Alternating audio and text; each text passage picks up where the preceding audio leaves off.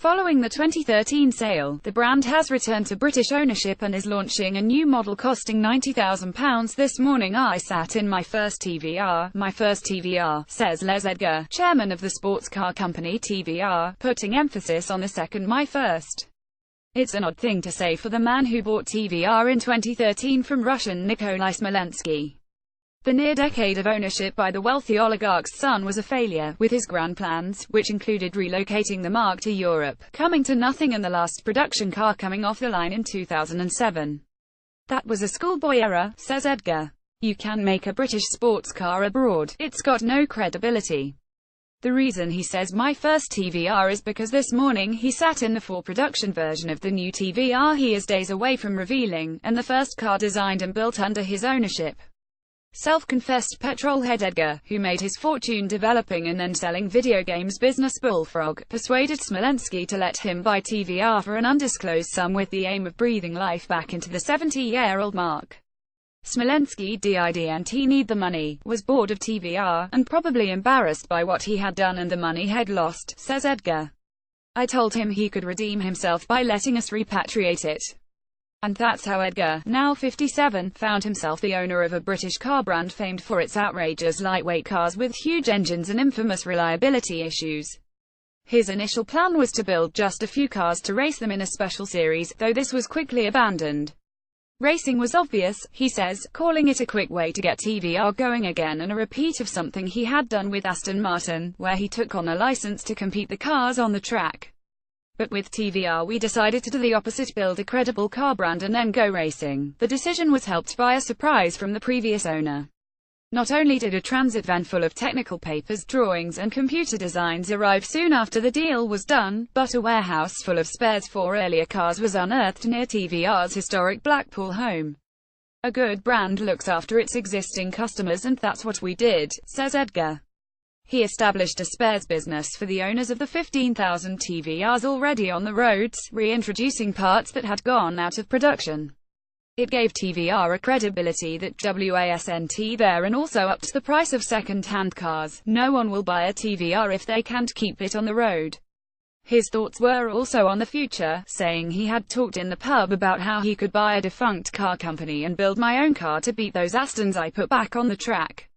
People love the TVR because it does the same or better, but they'll buy Porsche because their mates won't laugh but it wasn't just about beating rival Aston. Edgar says that while every car fan has a TVR story, he also wanted to recreate every man's supercar, with big bang for buck, referring to the marque's reputation for, at least off the lights, beating more expensive cars. The one thing that TVR had in spades, and still has, is this kind of uniqueness, this kind of anti-establishment. This is TVR, rebellious, flying in the face of its Britishness, he says. I wanted to make that again. While every TVR owner has a positive story about the car's speed, they have more tales about the car's unreliability. Leaks, parts falling off, not starting. TVR had it all.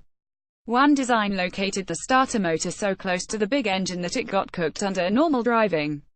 Edgar, who had gathered a dozen or so backers to help finance the launch of the new car, decided reliability had to be addressed for any chance of success. Abandoning TVR's own chocolate engine, the Speed 6, he got Cosworth on board and recruited legendary AF1 designer Gordon Murray.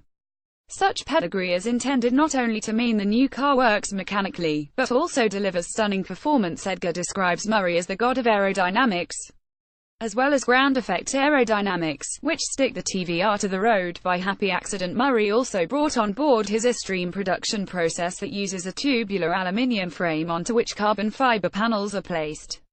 It's much cheaper than other manufacturing processes and easily scaled up or down, with cars built how the public imagine they are, starting with wheels going onto metal frame, then the engine put on and the body. Edgar says Extreme is what allows TVR to make the economics of small-scale, hand-built production work. Just 500 examples will be built, taking a year and starting in late 2018. Deposits of £5,000 have been taken for all 500 cars, despite customers having yet to see what they are buying. TVR's order book is valued at £50 million, with customers already paying a £5,000 deposit for each of the 500 models. Smolensky spoke to other companies and concluded you couldn't build a TVR for less than £150,000 in the modern era, says Edgar. With this stream we can, it turns a fixed cost business into a variable cost one because tooling is cheaper by an order of magnitude. The new TVR, named the Griffith, with a traditional lightweight body and big 5-litre V8 engine, will cost £90,000 but won't be a loss leader, despite it being engineered like a £140,000 car. We lose credibility when we tell people the price, says Edgar. But it's a stream that allows it. We expect to be operating cash flow positive by year one, helped by our £50 million order book backed by deposits. We expect a return in year 5. I think that's pretty good. TVR's business plan has been through some robust stress testing, with the Welsh Government putting in money by helping the company set up a factory in Ebbw Vale. Due diligence has been solid. But low volume, high-end car building is littered with the wrecks of companies that have crashed. Why should it be different for TVR? Because we're doing it properly, proper engineering, proper design, says Edgar, who admits his balls are on the line with this endeavor. So why do it all? Because buying a TVR is like going into a restaurant and seeing great stuff on the menu but having the burger because you know it's safe, he says. It's like the picking a TVR or Porsche. People love the idea of the TVR because it does the same or better, but they'll buy the Porsche because their mates want to laugh. He'll change all that by making sure they won't laugh because it's a better car and built by Gordon Murray. How to connect with this Telegraph business on social media.